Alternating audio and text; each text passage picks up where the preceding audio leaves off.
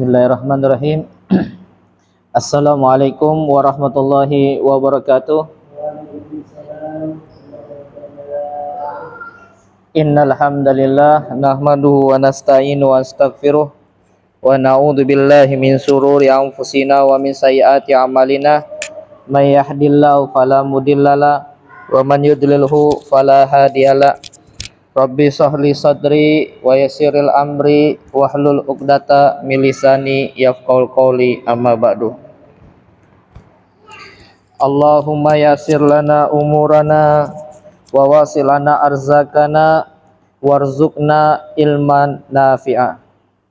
Nawaitu ta'alluma wa ta'lim wa tadzakkura wa tazkir wa naf'a wal intifa wal ifada wa istifada wa hasala tamasuki bi kitabillah wa li sunnat Rasulillah sallallahu alaihi wasallam.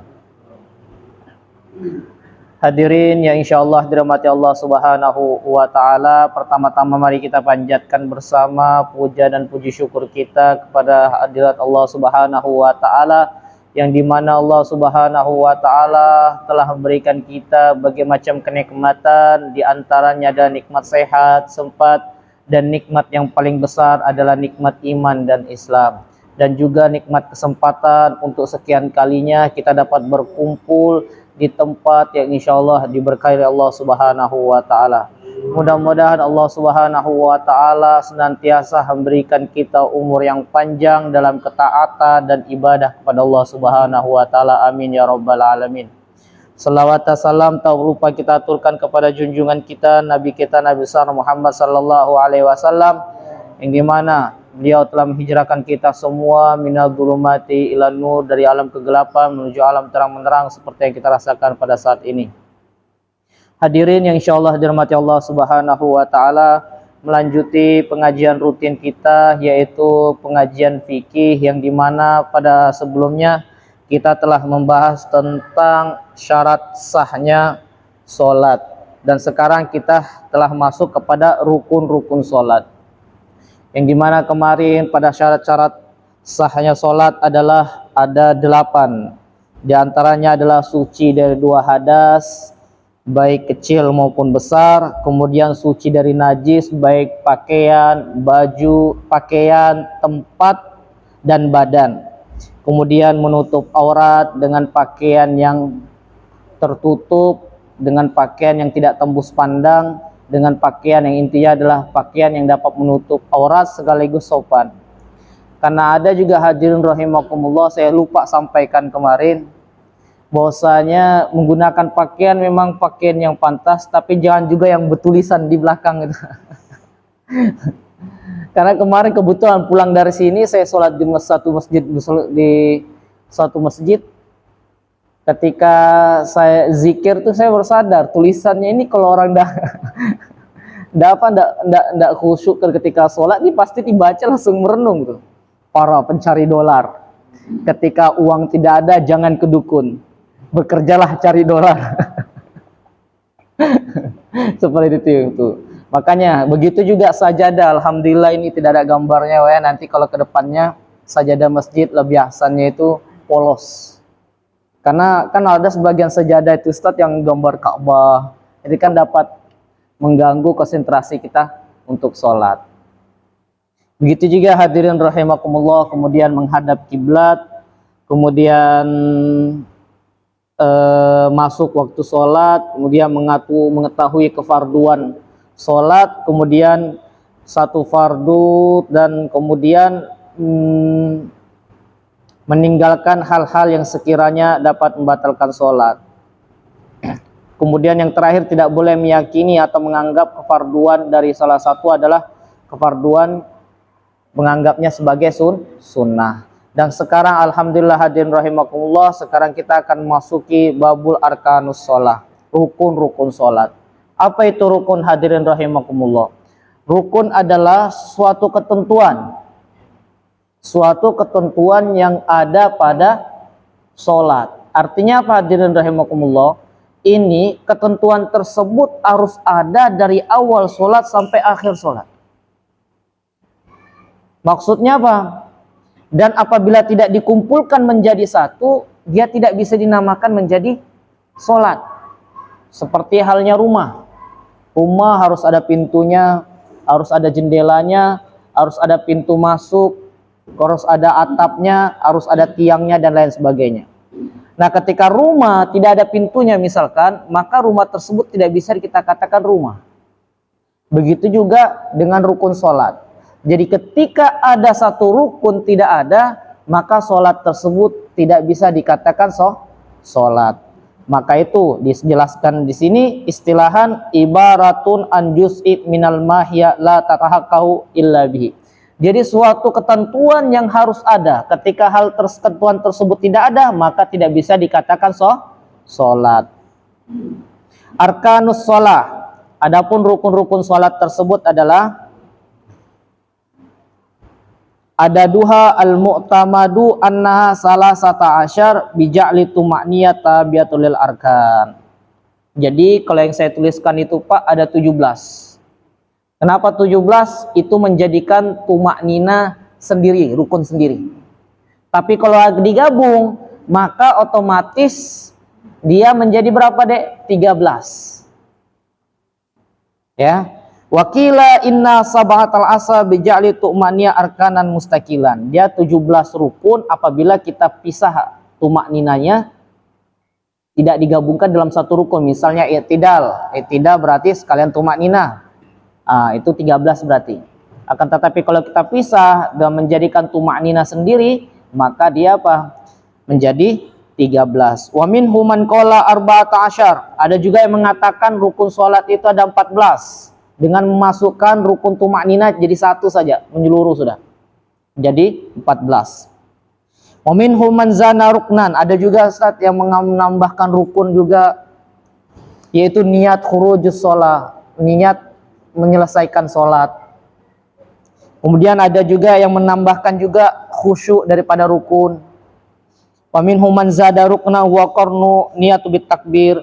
Menambahkan niat harus bebarengan dengan takbir, mendapatkan rukun juga. Jadi macam-macam. Dan semua hal tersebut yang paling mu'tamadnya adalah 13. Apabila kita menjadikan tumaknina itu digabungkan dengan rukun yang lain. Tetapi kalau kita pisah sendiri maka menjadi 17.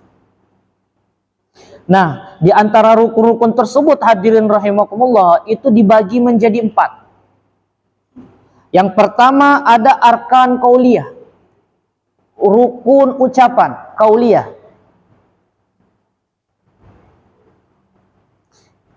Kenapa disebut qauliyah? Karena apa? Yushtaratu alal musalli ayyatalafaz biha. Karena seorang yang hendak sholat harus ucapkan itu. Yang pertama apa? Takbiratul ihram. Kemudian al-fatihah. Karena ini harus diucapkan. Makanya disebut dengan rukun qauliyah. Kemudian tasyahud akhir. Wassalatu ala nabi sallallahu alaihi wasallam. Wassalam. Kemudian selawat pada nabi. Kemudian mengucapkan salam. Maka itu termasuk dengan rukun qauliyah. Kemudian yang kedua ada rukun fi'liyah. Maksudnya apa? Dianjurkan bagi seorang yang hendak sholat itu mengerjakannya dengan gerakan. Yang pertama apa? Berdiri dengan tegak. Kemudian ruku, ada i'tidal, ada sujud, wa julus baina sajdatain, duduk di antara dua sujud, kemudian wal qu'ud fi tasyahud akhir. Begitu juga duduk di tasyahud akhir. Jadi itu apa? Rukun fi'liyah, rukun yang harus dikerjakan dengan gerakan oleh orang yang hendak sholat. Kemudian ada arkan maknawi. Nah, arkan maknawi ini tidak dilafazkan, tidak juga digerakkan dengan tubuh. Otomatis apa? Dia harus tertib. Itu maksudnya arkan maknawi. Ada tertib. Kemudian ada arkan kolbiyah. Ada rukun-rukun batin, masalah hati. Yaitu apa? Cuma satu aja, niat. Nah, di antara semua rukun di sini hadirin rahimakumullah, yang menjadi pertanyaannya adalah mana rukun yang paling afdol? Nah, perbedaan ulama. Ada yang mengatakan sujud afdol. Ada yang mengatakan qiyam, berdiri ketika membaca Al-Fatihah dan surah-surah dalam Al-Quran juga afdol. Macam-macam.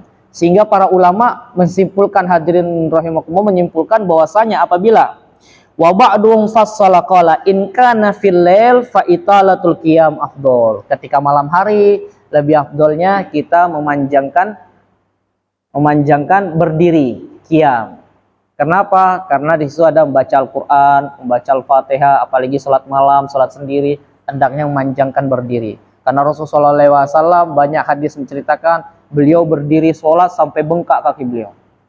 Ditanya oleh Sayyidah Aisyah. Kemudian Rasulullah SAW menjawab, afala akunu abdan syakura. Ya Rasul, kau sudah masuk surga, dijamin masuk surga, dosamu dihapusi lalu dan akan datang, kenapa masih mau sholat sampai bengkak-bengkak kaki? Rasul menjawab, afala akunu abdan syakura. Tidak bisakah saya menjadi hamba yang bersyukur? Kemudian wa in kana fin nahar fa iksaru minas sujud afdal. Ketika di siang hari maka afdalnya kita untuk memanjang sujudnya, ya. Artinya apa? Ini kalau kita sholat sendiri, Pak. Kalau sholat berjamaah jangan. Karena harus ada mutabaah, mengikuti imam, gerakan imam. Karena sebagian tuh masih juga Ustaz ya. Ada panjang, tunggu dekat salam, assalamualaikum, baru dia berdiri tasyahud. Nah itu nggak boleh, Pak ya.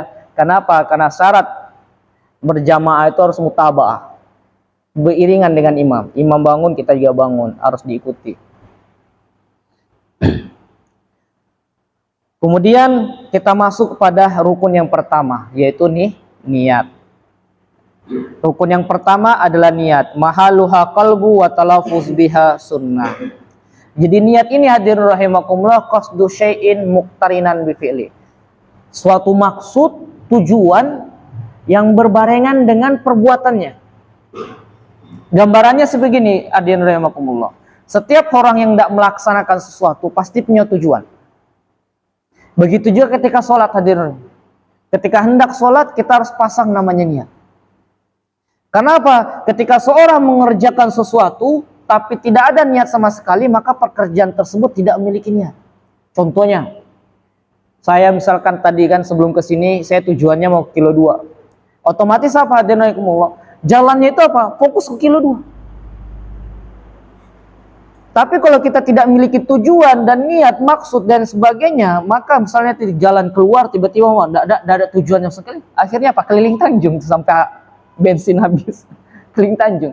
Nah begitu juga dengan sholat di sini. Rukun yang pertama adalah niat. Dan mahaluha qalb, letaknya di hati. Wa talaffuzuhu sunnah, diucapkan sunnah. Nah bagaimana ini? Jadi hadirin rahimakumullah, mengapa di sunnah dianjurkan itu mahaluha qalb, letaknya di hati. Kenapa? Niat itu letaknya di hati, kemudian kalau kita ucapkan itu sunnah. Seperti ini, karena terkadang apa yang kita ucapkan di lisan itu tidak sesuai dengan hati. Dia katanya mau ke masjid, tapi hatinya kemana? Ke warung kopi misalkan, ya kan? Makanya niat itu letaknya di hati.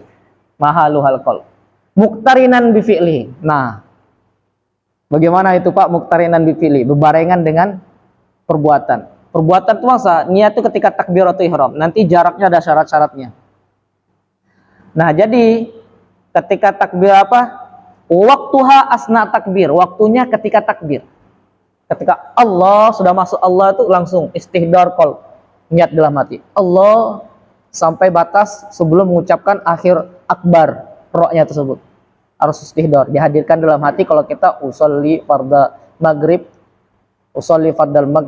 salah satu rakaat mustaqbil qiblat ada nilai ta'ala.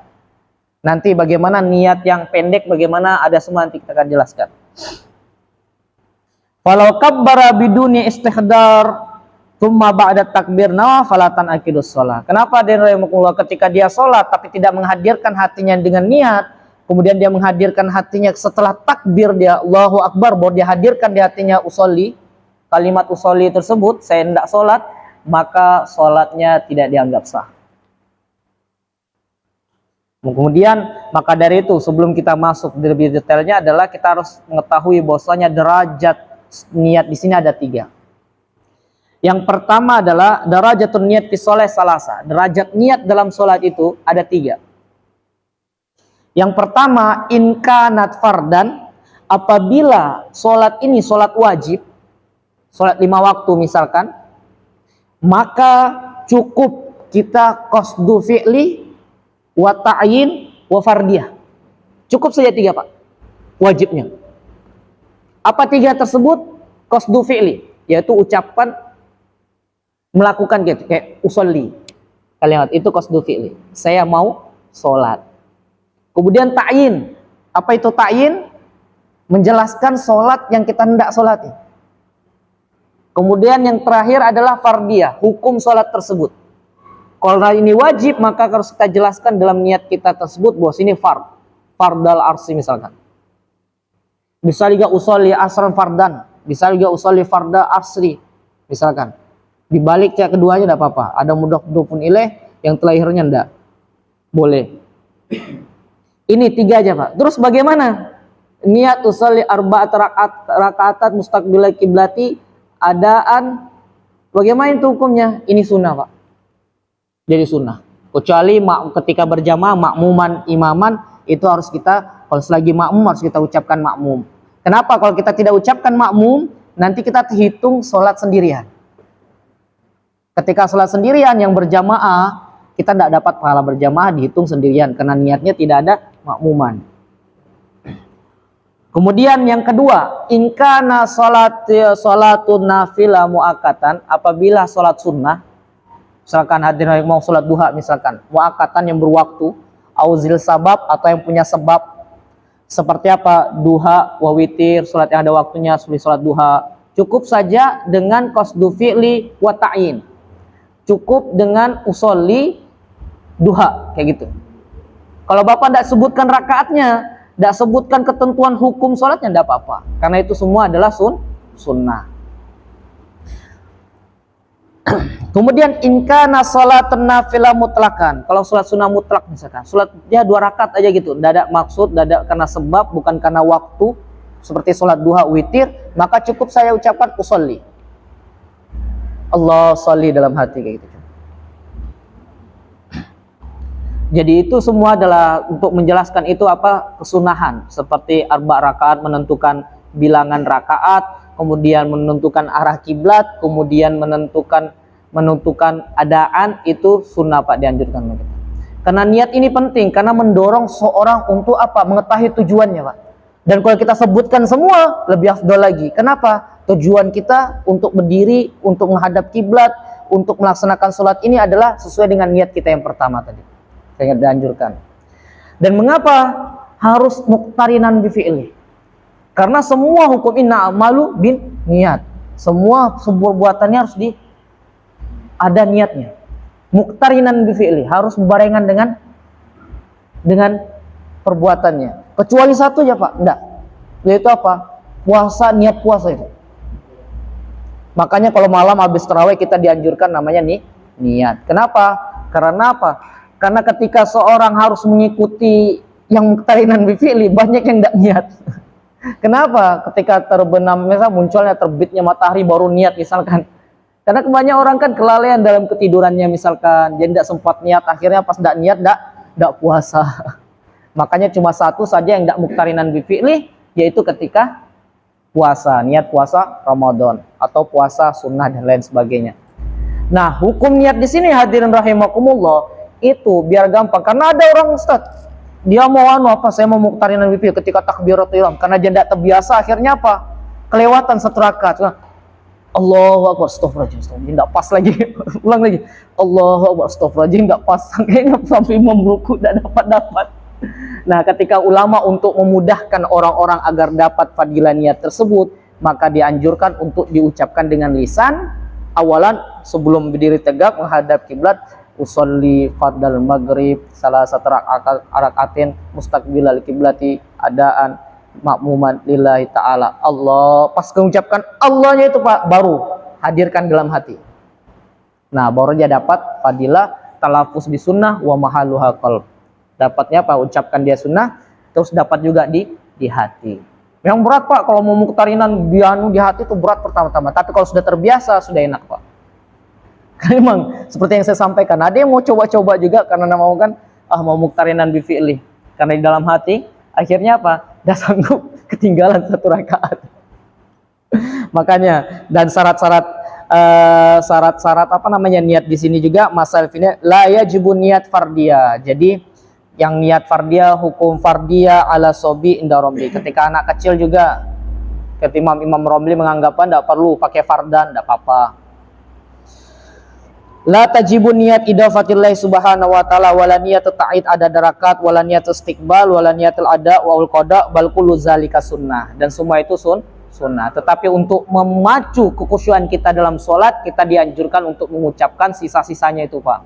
Tapi kalau Bapak mau anu saja apa, tepatnya cuma segitu saja, misalkan mau 3 saya usolli fardal arsi misalkan, tidak apa-apa, boleh. Tapi harus diteruskan keterangan di belakangnya makmuman atau imaman, biar kita dapat fadilah jamaah. Karena kalau kita tinggalkan makmuman, kita bermakmum misalkan, kita akan meninggalkan niat makmum tadi, maka kita akan dihitung sholat sendirian. Kecuali Pak di sholat Jumat, karena memang sholat Jumat ini niatnya berjamaah. Ketika kita tidak sebut makmuman, itu sholat kita tidak sah. Jadi harus didetailkan niatnya, yaitu makmuman imaman di dalam sholat Jumat. Iza kana musalli ma'muman fayajibu alaihi an yanwi jama'atan aw iqtidai ma'mumiyah fa illam yanwi wa taba'i ma ba'da intizafita zalikin batalat salatu fala tajib niyatin ihram.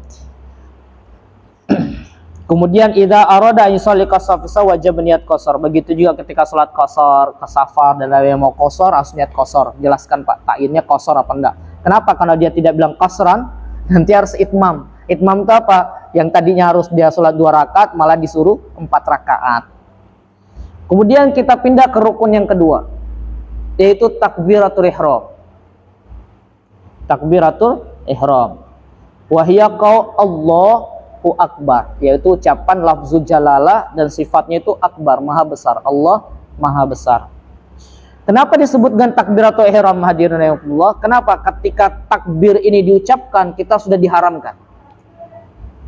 Yang tadinya halal, kita diharamkan. Yaitu apa? Tidak boleh lagi bicara, kita haram lagi berbicara. Tidak boleh lagi makan, tidak boleh lagi bergerak dengan gerakan yang dapat membatalkan sholat. Jadi segala sesuatu diharamkan bagi kita. Yang tadinya halal, makanya disebut takbiratul ihram. Wa syurutut takbiratul ihram. Adapun syarat-syarat takbiratul ihram, hadirin rahimakumullah, yang pertama harus diucapkan. Diucapkan ini hadirin an yasma' nafsahu. Minimal kita dengar sendiri. Karena terkadang ada juga orang sholat qomat kamit saja, tidak ada ucapan, tidak ada, tiba-tiba takbir. Nah, karena syarat takbiratul ihram harus kita Allahu akbar. Minimal kita sendiri yang dengar.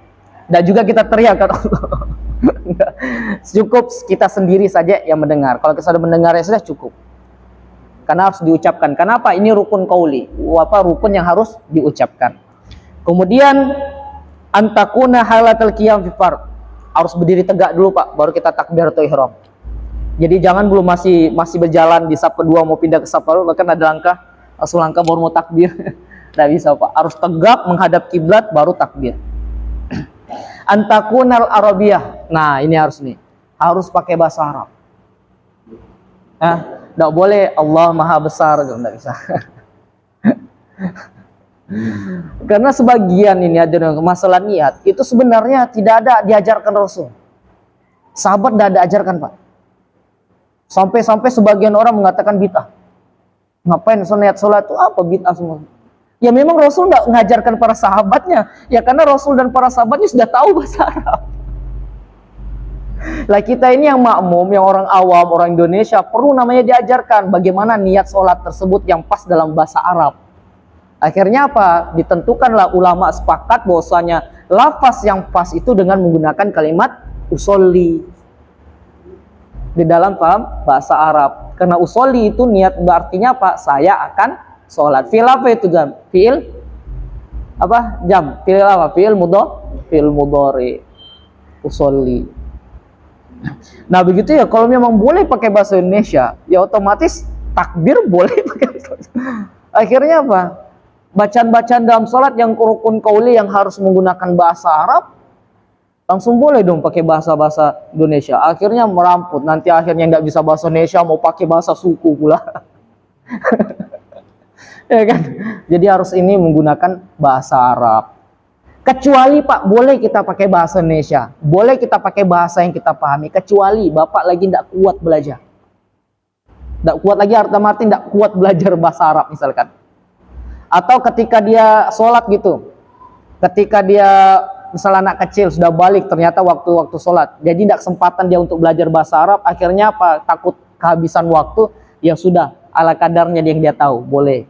Tapi sekarang kan enggak. Alhamdulillah kita semua sudah mengetahui, dan ini juga lapas-lapas ketika sholat itu juga enggak terlampau panjang, kecuali memang orang-orang yang baru masuk Islam, yang berat untuk belajar bahasa Arab, atau sudah tua Pak, misalkan baru masuk Islam, sudah tua, susah untuk mengucapkan, dan bahkan nanti ada Al-Fatihah ya, harus sesuai dengan huruf-hurufnya, tasjidnya dan lain sebagainya. Maka ketika tidak mampu, tidak apa-apa, semampunya saja.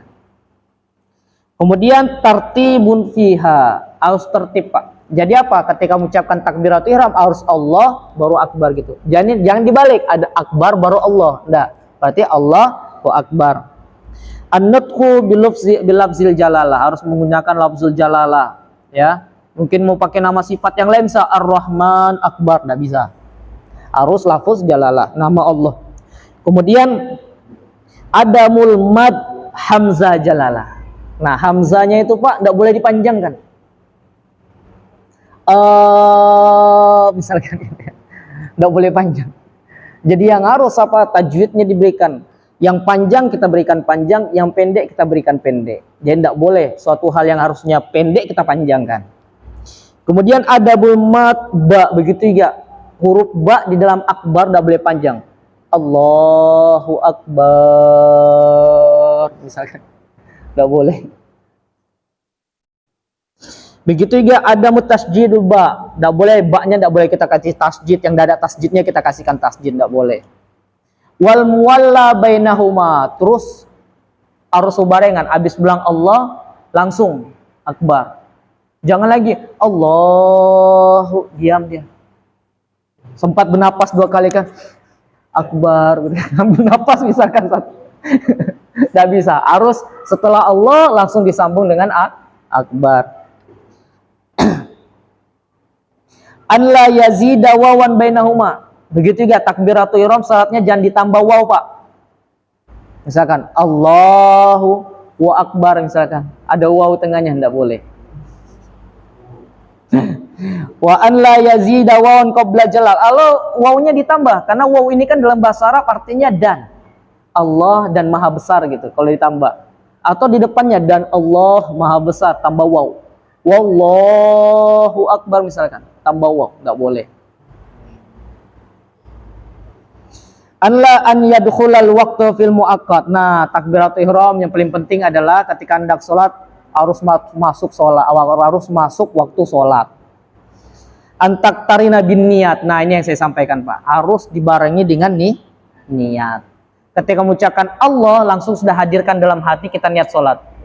Dalam hati ya Allahu akbar. Batasnya apa? Dari kalimat hamzah tadi sampai kalimat ro terakhir. Tempat apa? Waktu kita menghadirkan sholat di dalam hati. Tapi kalau Bapak misalkan belum, masih susah, tidak apa-apa, masih punya kesempatan untuk di awal tadi kita ucapkan talafuzul sunnah. Kenapa? Memang untuk memudahkan orang yang hendak sholat agar mendapatkan fadilah niat tersebut. An layak sidabit takbir gairah sholat, an layak telah hamzah akbar payan tukabil hamzah. Begitu juga an takhirut takbirul ma'mum an takbirul imam. Begitu ya Pak. Ketika Allahu akbar mentang-mentang sudah qomat, makmumnya duluan takbir. Enggak boleh, harus setelah takbirnya imam. Begitu juga an layak sidabit takbir gairah sholat. Ketika takbir enggak usah Pak, enggak boleh dengan tujuan yang lain misalkan. Atau karena ada lalat tiba-tiba lewat kan angkat tangan Allahu akbar karena tujuannya ngusir lalat misalkan, nggak bisa, nggak dihitung untuk masuk sebagai sahnya sholat. Kemudian hadirin rahimakumullah, rukun kesannya adalah aqiyam alal qadar fi fard, berdiri bagi yang mampu di sholat yang wajib.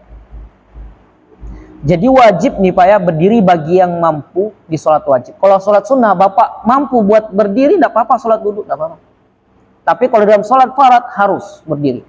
Kalau dalam sholat sunnah, misalkan bapak cuma capek, misalkan, tidak apa-apa bapak duduk. Tapi sholat sunnah. Tapi kalau sholat yang wajib, harus berdiri.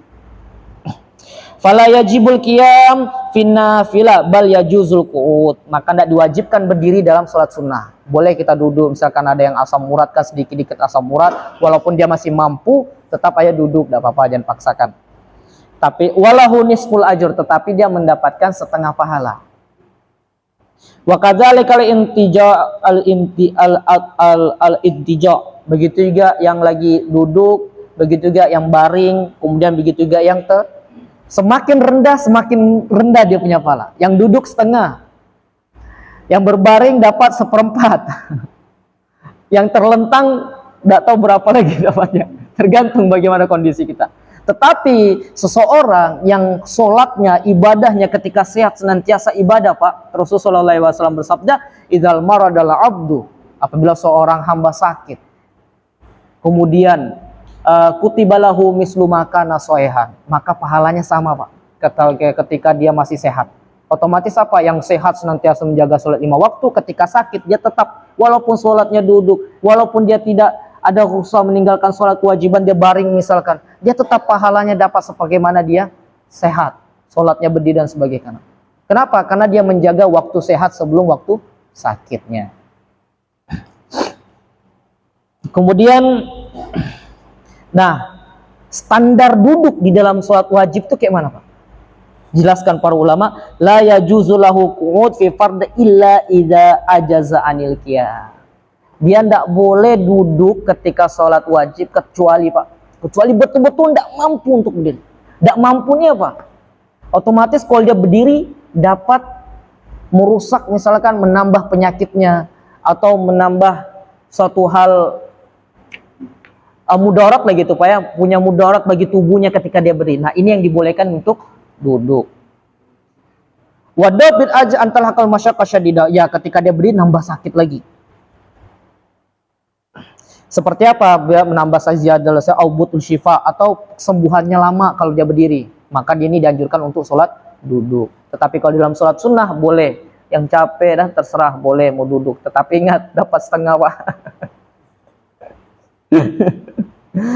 Terus bagaimana sih sholat yang orang yang yang baring? Kaifiatus sholat ijazahul qiyam. Kalau tidak qiyam boleh duduk sholli iman manhiya. Boleh, Pak, tidak bisa berdiri tegak. Boleh tunduk sedikit misalkan. Memang kalau memang tidak bisa, kalau dia tegak, patah tulangnya nanti. Memang sudah bungkuk kan harus tegak menghadap kiblat. Kalau memang dia orangnya sudah tua misal begini, ya sudah jangan paksakan, begitu saya tidak apa-apa. Fa in ajaza shalla ala rukbate. Kalau tidak bisa lagi, Pak, boleh salat misalkan tidak bisa dia meletakkan tangan di sini begini. Boleh. Wa in ajaza an sholatu qa'idan wa afdal an yakuna muftarisan. Begitu juga ketika duduk, dia boleh duduk, dan duduk yang afdal itu bagaimana? Duduk sila apa duduk muftarisan? Duduk antara dua sujud itu.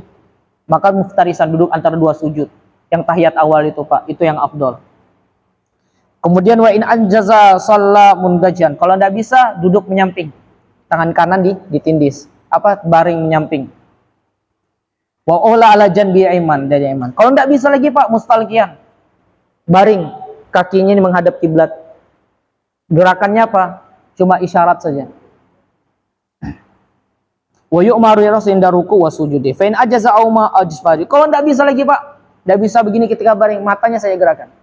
Kalau masih tidak bisa, Pak, ya sudah, dalam hati. Kalau tidak bisa lagi, Pak, oh berarti disolatkan. Dia seperti itu, Pak. Ya, 3 rukun tersebut karena banyak penjelasannya harus kita tahu ya, Pak. Karena sebagian orang, Pak, Bapak mungkin sering lihat takbir, apalagi ketika takbiratul ihram itu macam-macam. Kita ketemu orang nih, Pak, ada yang takbirnya kan dia sunahkan ketika ngangkat tangan ketika takbir itu kan harus di apa, di atas pundak sejajar dengan telinga. Kalau bisa, kalau masih bisa menyempatkan telinga menyentuh daun telinga, jempol menyentuh daun telinga, tidak apa-apa, boleh. Begitu juga meletakkan. Ini kadang turunnya itu yang heran, banyak. Ada yang turun begini. Ada, Pak. Serius. Ada. Ada yang sunahnya kan kalau mazhab Syafi'i kan, Pak, kita di atas pusar di bawah dada. Kalau mazhab Maliki kalau tidak salah itu di bawah pusar kayaknya. Gini. Tapi ada yang Pak menyamping. Bagaimana? Macam-macam Pak. Makanya perlu namanya kita belajar fikih Pak. Makanya detail-detail ulama sudah detailkan bagaimana hukum dalam sholat dalam mazhab Syafi'i sesuai dengan ketuntunan Al-Quran, hadis, maksurat, kias dan ijma'nya para ulama. Mungkin ada pertanyaan. Nah ini masih baca lagi baru 3 rukun kita bahas. Kita masih ada rukun Fatihah. Ada pertanyaan Pak sebelum?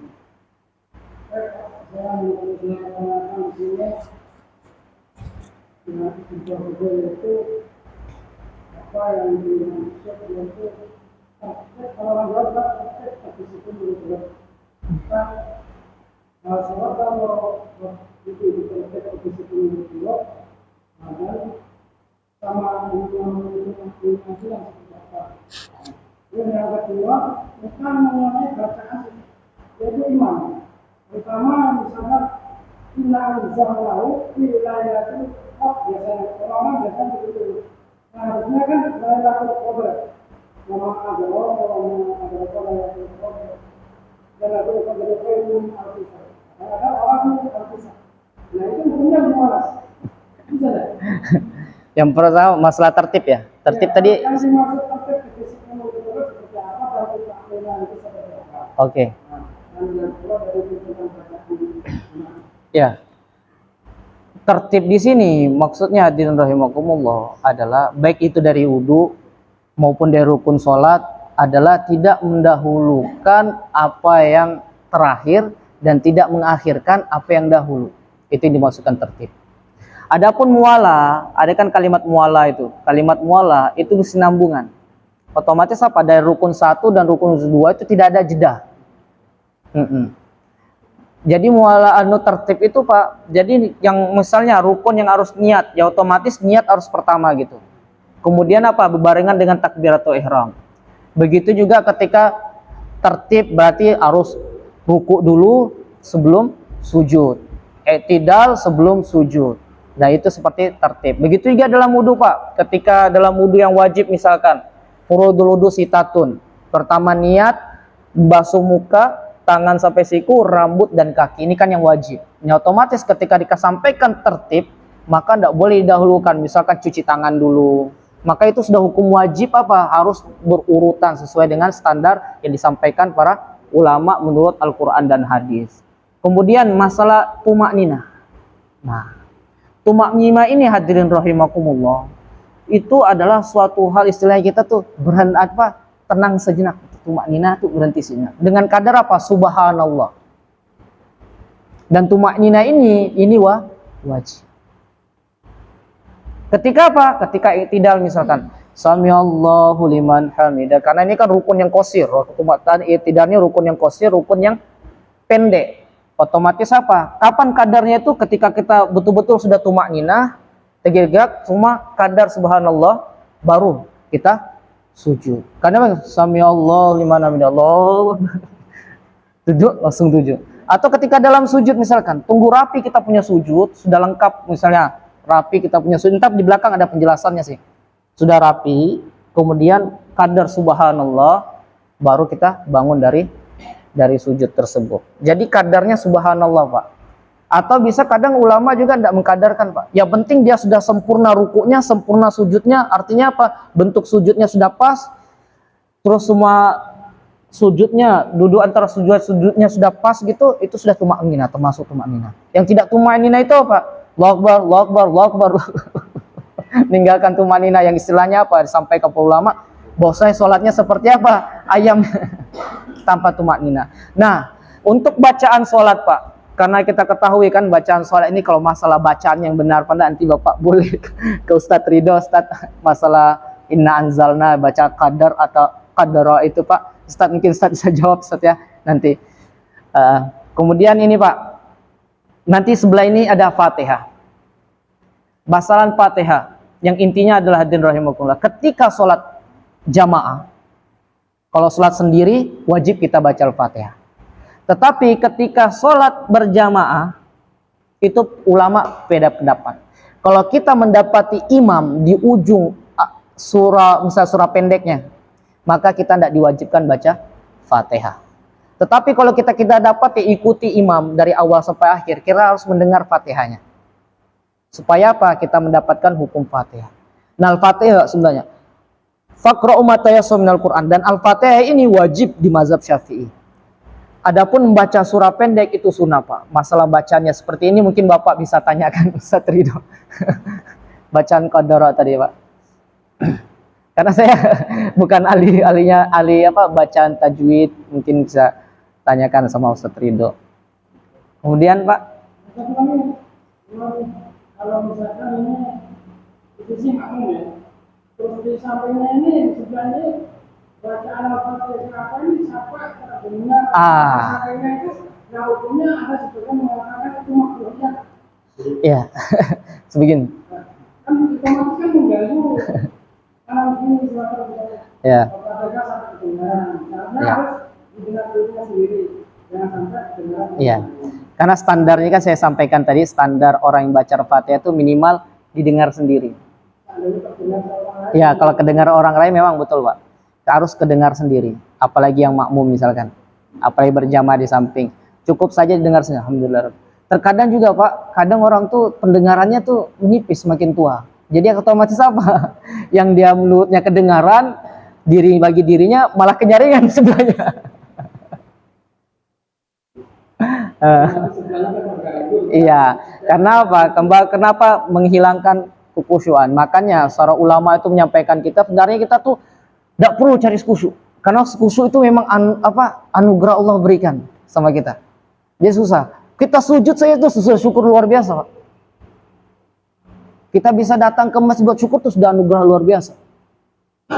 Tapi apa? Karena kalau insya Allah kalau kita senantiasa keistiqomahan, insya Allah khusyuk akan menghampiri kita. Makanya untuk mendapatkan kayak gitu, guru saya sampaikan itu untuk mendapatkan itu, yang pertama senantiasa mentadaburi bacaan-bacaan sholat. Apalagi bacaan imamnya ketika Al-Fatihah, ketika membaca surah pendek. Begitu juga ketika hening ketika membaca bacaan Subhanallah, Allahu Akbar. Bacaan-bacaan dalam sholat ini direnungi, dianggapi dan lain sebagainya.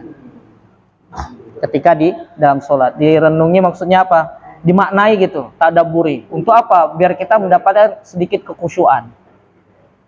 Terus masalah masalah tusawis, karena memang kan kalau sholat ini kan, Pak, ya istilahnya kalau berjamaah, walaupun kita tidak dapat kekhusyuan di dalam diri kita, insya Allah, Pak, kita dapat fadilah berjamaah, fadilah kekhusyuan. Karena apa? Karena berjamaah ini diambil semua, Pak.